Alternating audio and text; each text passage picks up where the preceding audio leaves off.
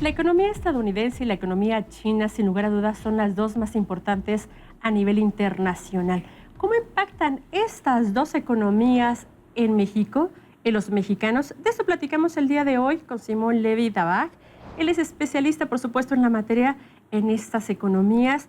También es catedrático de la UNAM. Muchas gracias, Simón, por acompañarnos. Muy buenas noches. Muchas gracias. Me da mucho gusto saludarte y compartir con el auditorio este espacio. Simón, ¿cómo estás viendo estas economías, las dos más importantes, Estados Unidos, Canadá versus México? Bueno, mira, estamos pasando por un proceso muy importante de redefinición geopolítica, de redefinición productiva y sobre todo de un viraje de nuevos gobiernos que están considerando el proteccionismo como una plataforma para poder, digamos, defender sus posiciones políticas.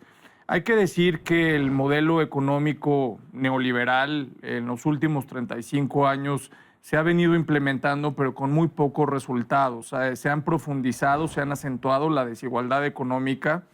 Hace unos días escribía que el surrealismo mexicano se puede describir de la siguiente manera. En una misma ciudad, en diferentes colonias y municipios, coexisten y conviven la más importante de las miserias con la más profunda de las prosperidades económicas. Entonces, esto es algo que impacta definitivamente en, por ejemplo, en los empleos de un tratado de libre comercio como en América del Norte e influye en Estados Unidos, en el sector automotriz, por ejemplo, como influye también en nosotros al ser una economía ensambladora, ¿no?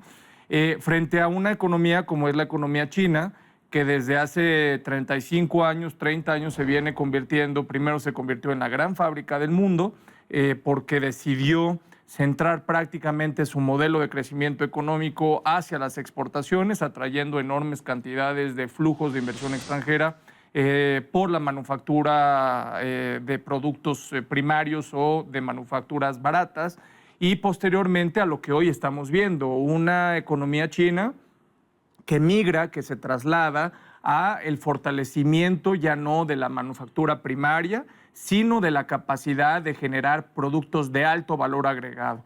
China es un gran exportador hoy de ingenieros en el mundo, de patentes, de tecnología y definitivamente de capital financiero. China pasó de ser la gran fábrica del mundo a convertirse en el gran banco del mundo. Entonces, bueno, en ese sentido, este cambio económico, este cambio urbano, este cambio de impacto económico social de China cambia e impacta en la economía mundial y evidentemente en la economía de Norteamérica. Son dos países que por supuesto influyen mucho en la economía mexicana, en industrias, las tienen controladas, llámese juguete del vestido, por el lado de China.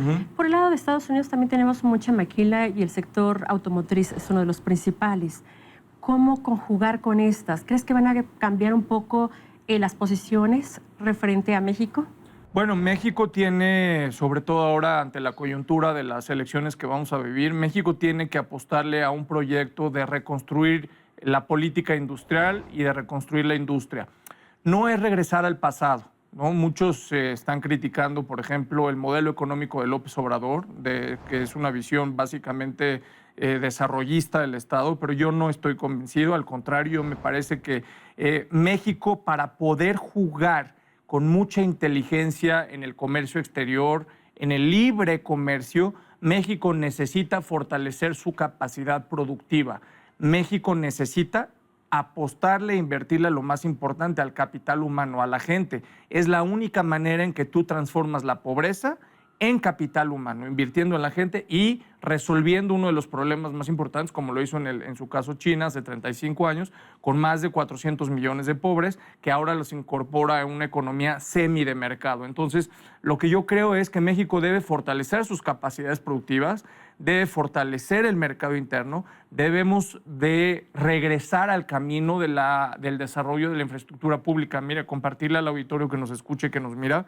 En México en 1981, por ejemplo, traía tasas de inversión en infraestructura pública superiores al 11% del presupuesto público. Hoy estamos por debajo del 3%. Entonces, me parece fundamental regresar a una economía que impulse el crecimiento, el mercado interno. ¿Se puede en estos momentos de regresar a esos niveles? ¿Se tienen las condiciones, las reformas o qué se tendría que hacer?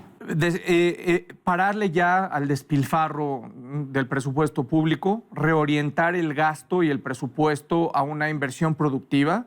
Es decir, yo no veo, y no, la propuesta, por ejemplo, del candidato de Morena, del licenciado López Obrador, no va básicamente a quitarle a los que sí tienen para darle a los pobres. Lo que hay claramente es una austeridad, una eficiencia en el presupuesto público, y yo coincido con eso, porque es como si tuvieras tú una empresa, lo que haces es invertir de manera eficiente y lo que haces es invitas al sector privado a que participe a invertir. Por esa razón, yo creo que un gobierno ya para poder afrontar este tipo de retos ya no puede tener una visión eminentemente recaudadora. Tenemos que pasar a crear riqueza pública y privada. ¿Esto nos permitiría competir o tener una mejor relación comercial o un mayor o alta productividad de frente a economías como China y Estados Unidos? Mira, de entrada hay que decir, hay dos estrategias que yo veo completamente diferentes para China como para Estados Unidos, pero que México necesita definitivamente fortalecer su mercado para poderlas afrontar. Para China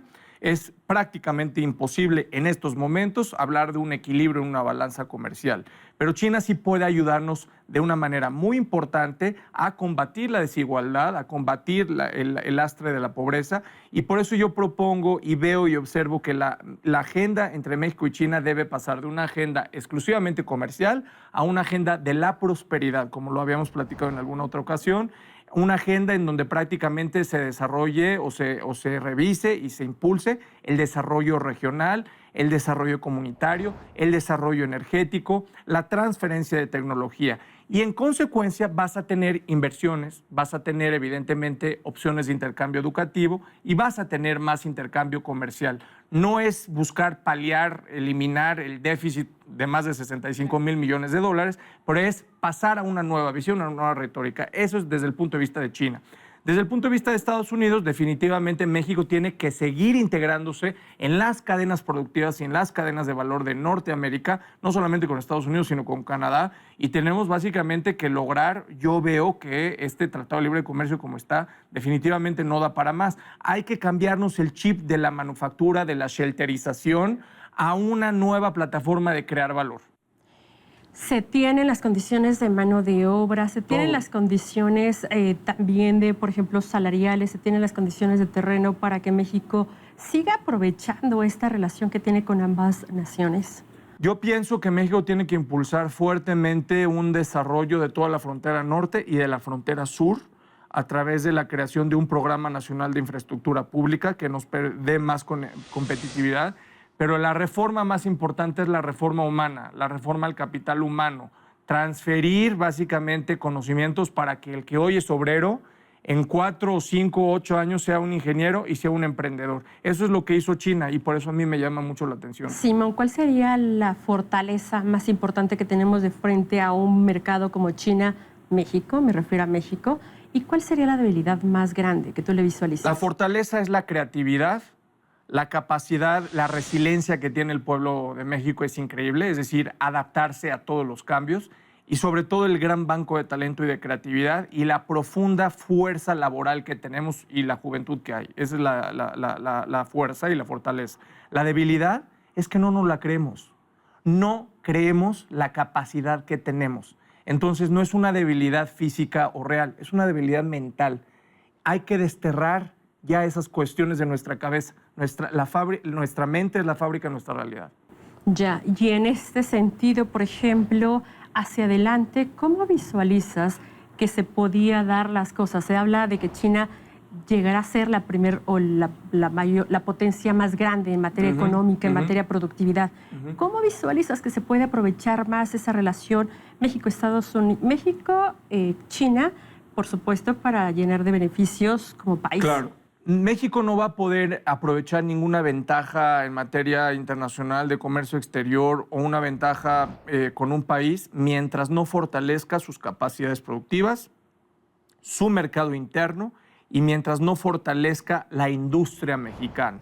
Entonces, lo que veo y lo que propongo es, vamos a reconstruir y a fortalecer el mercado mexicano para que juguemos de manera inteligente en el comercio global. No se trata de cerrarnos, no se trata de la sustitución de importaciones, se trata de crear valor, capturar valor, crear riqueza y crear mercado. ¿Mande? ¿Cómo hacerlo? Generando básicamente lo que te digo, la conciencia de lo que significa el no malgastar el presupuesto público.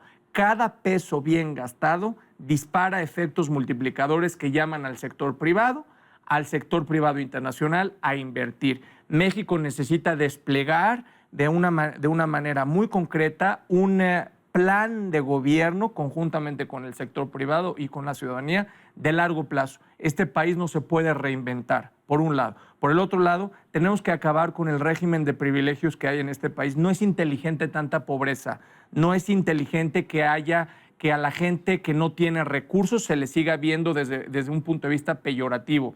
La gente no quiere que le regalen nada, la gente quiere piso parejo. Entonces, lo que yo creo, por eso digo, la reforma más importante que México necesita es la reforma de transformar la pobreza en capital humano. Así. ¿Se necesitaría cambios en materia de regulación, comercio, también aranceles, no, esto o no? No, yo creo, mira, ya han habido muchas reformas, ya han habido muchas reestructuraciones legales, administrativas. Yo creo que lo primero que hay que hacer es la reforma más grande después de la parte del capital humano que te estoy mencionando es el combate a la impunidad. México ya no puede seguir teniendo un combate cosmético de un gobierno en donde ve pasar y se hace de la vista gorda. Necesitamos un régimen de consecuencias, necesitamos Estado de Derecho y necesitamos que se cumpla la ley. Simón, ¿cuáles serían las industrias que se verían más beneficiadas con la economía china y cuáles a lo mejor tendrían un declive? Bueno, dependiendo. Si México hace su tarea, vamos a ver definitivamente un impulso muy importante del campo mexicano, el sector agroindustrial. Segundo, el tema energético. Esto es vital, es muy importante. El tema energético, no solamente el tema petrolero, sino las energías verdes, las energías renovables, sobre todo la energía solar, que México, estoy convencido, llegará a ser una enorme potencia, ¿no? Luego veo el tema, evidentemente, del turismo. Es impresionante el potencial que México tiene el turismo, la biotecnología, por ejemplo, también, el sector de las telecomunicaciones, ahí están las fortalezas. Y la cultura, desde luego, ¿no? Ya, pues muchísimas gracias, Simón Levi Dabaj, por esta charla para Desafío. Muy buenas noches. Un privilegio. Buenas noches. Gracias.